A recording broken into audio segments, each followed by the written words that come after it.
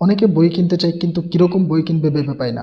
লাইব্রেরিতে গিয়ে তারা অনেক বিষয়ের বই কিনে নিয়ে আসে, এতে তাদের টাকাও লস, সময়ও নষ্ট।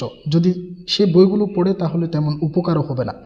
আপনি যদি এই রিলেটেড হন কিংবা আপনি বই কিনতে চান, কীরকম বই কিনবেন ভেবে পাচ্ছেন না, তাহলে আমার কথাগুলো শুনুন। আমি কিন্তু অনেক দিন ধরে অনেক বই কিনেছি, পড়েছি।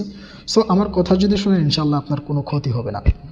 বই কেনার আগে একটা বিষয় ভেবে দেখুন যে আপনি কোন রিলেটেড বই পছন্দ করেন, কোন বিষয়ে পড়তে আপনার ভালো লাগে, এই বিষয়েই বই কিনবেন।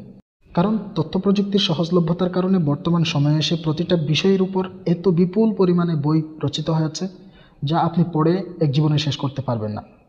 যদি মনোযোগ সহকারে পড়া হয় তাহলে কোনো একটা বিষয় নিয়ে মোটামুটি পারদর্শিতা অর্জন করা যাবে, কিন্তু কয়েকটা বিষয় নিয়ে পড়াশোনা করা এবং সেই বিষয়ে বিশেষজ্ঞ হওয়া অসম্ভব।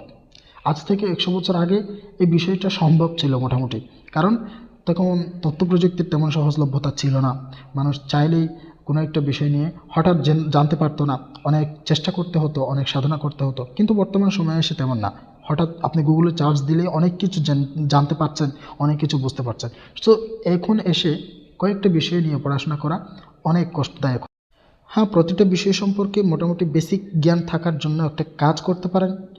প্রতিটা বিষয়ের কয়েকটা করে মানে 2-3টা করে প্রাথমিক পর্যায়ের বই সংগ্রহ করে রাখতে পারেন, সেগুলো পড়তে পারেন যাতে করে বুঝতে পারেন যে এই জিনিসটা ওই বিষয়ের পড়া, ওই বিষয়ের জ্ঞান।